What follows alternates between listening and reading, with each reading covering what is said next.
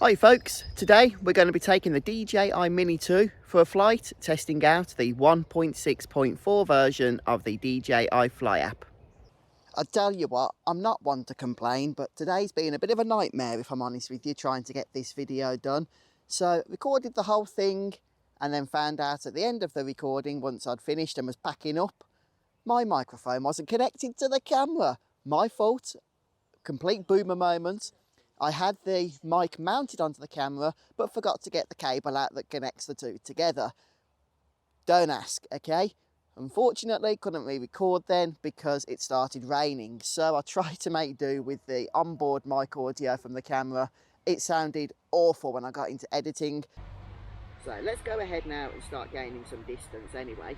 So fortunately the rain has stopped. I've popped back out again for attempt number 2 at recording the same video. So let's see how we get on.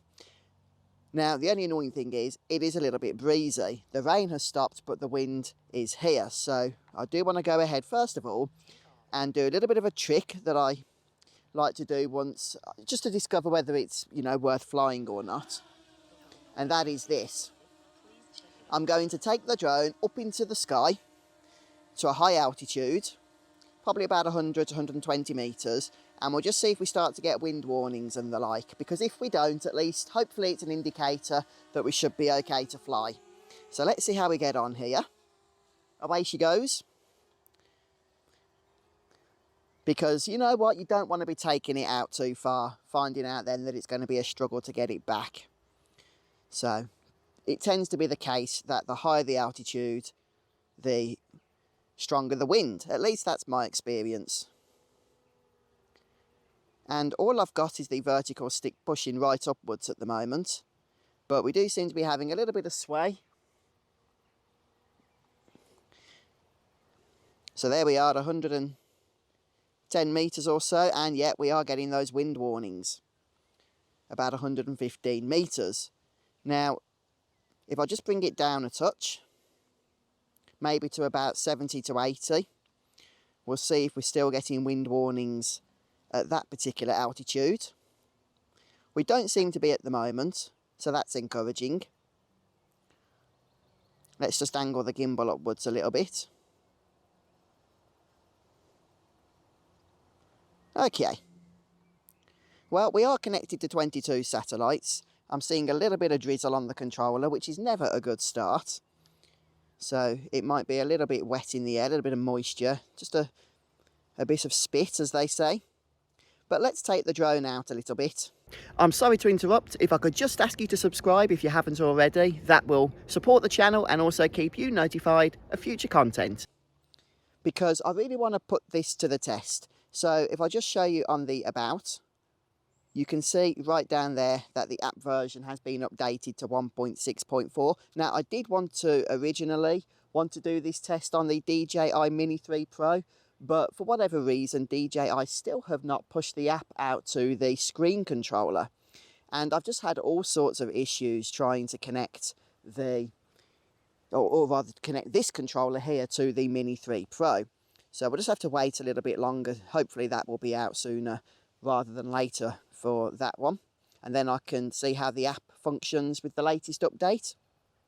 Now as far as the app update notes are concerned, what DJI have said is that 1.6.4 is mostly for the Mavic 3, but there have been stability improvements all across the board. So that's what I really want to test out today. Now, I have been having connection issues over these fields, which is unusual for me.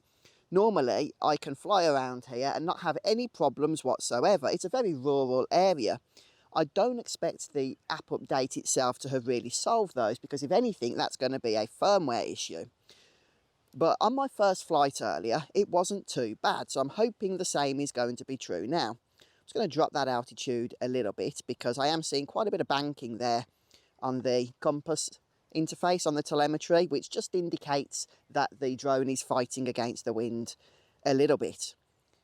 Okay, so we did just have a little bit of connection drop out there, but nothing too major. So far, the flight stability on 1.6.4 seems generally okay to me, but you guys that are also flying on this version of the app, how have you been finding it? And if you haven't been flying on this version of the app, are you going to? Or are you going to hold off a little bit longer? I am getting a little bit of signal interference here. So that was quite a distance though. It was over, I think, just over 500 metres. But let's just start returning it to a safer position. It is a little bit breezy, as I say, which doesn't always help. But the drone seems to be flying okay. Sometimes when it's a little bit windy, you do feel the resistance of the drone trying to fight against the wind. It's difficult to describe, but my fellow pilots will know exactly what I mean. It just doesn't feel the same as you're pushing the control sticks. The drone just isn't making the manoeuvres that you would otherwise expect it to. But that doesn't seem to be an issue right now, so that's good. I'm just heading over here. Make sure I can keep that drone in sight. Where I've got it, yep. Yep. Oh, it's not too far away. That's perfect. Yeah, I'm just going to not give it a full urban test here, but I'm just going to see how it handles a few houses. Now, I do want to do another urban test with the DJI Mini 3. The last one that I did was more of a comparison between the Mini 2 and the Mini 3, and I kept it purposefully at a low altitude just for a like-for-like test there to see how each of those drones could handle some of the most severe forms of interference. And a lot of people said I'd get further range if I had higher altitude. Well, of course I would. I knew that already. That wasn't the point of that test. But to appease those people and my own curiosity, I will go ahead and do another urban range test with the Mini 3, but I'll try and push it as far as it can go by adjusting altitude and what have you. But so far, I've got to say the Mini 2 is keeping up very well here. We are getting a bit of a wind warning, so I just keep an eye on my speed, my meters per second there. So the interface is telling me to return back because it can't do so automatically. But I do have sports mode if need be, and the wind isn't at its strongest, so I'm going to be a little bit naughty and just ignore those readings for the time being.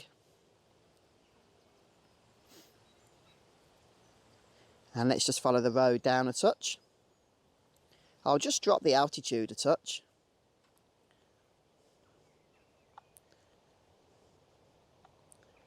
Yeah, down to 45 metres. If I just stop moving the drone,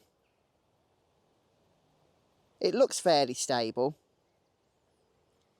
I'll just align myself with it. Honestly, I think the flight is fairly okay. The wind is definitely an issue now. I can see that the drone, or feel I should say that the drone is fighting a touch. So it's unable to return automatically.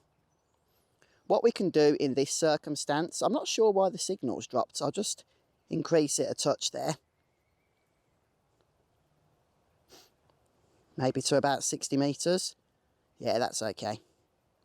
It's always a little bit concerning when the drone refuses to return home automatically and you have those strong wind warnings. That is something you need to be aware of, because when you lose connection, it can make retrieving the drone a little bit more difficult. But we've done that without too much of an issue here.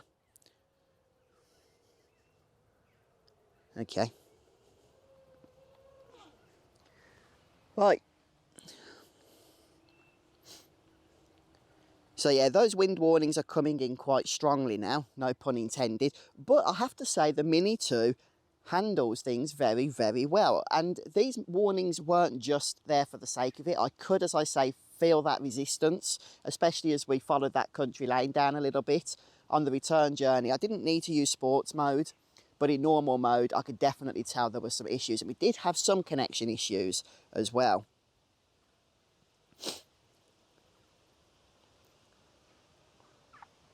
It's also interesting that I feel like the wind interferes with the connection between the controller and the drone. Also, one thing I do notice is that often with those wind warnings does also appear the loss of connection. They seem to go hand in hand with one another, which again isn't very helpful when the drone's return to home functionality is usually disabled at that point.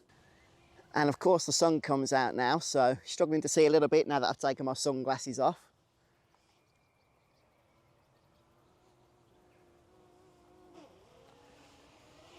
But I'm going to come in for a landing. Honestly, I'm happy with the performance of the Mini 2 on app 1.6.4. I really am.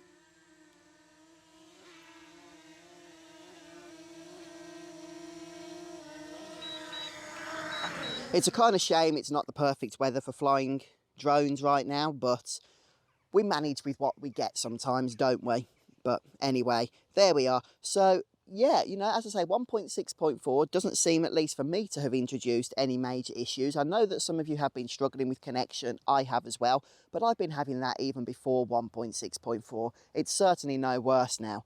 In terms of app stability, well, I wasn't exactly having instability issues with the app. I know that is an ongoing problem for some of you, where the app just closes by itself.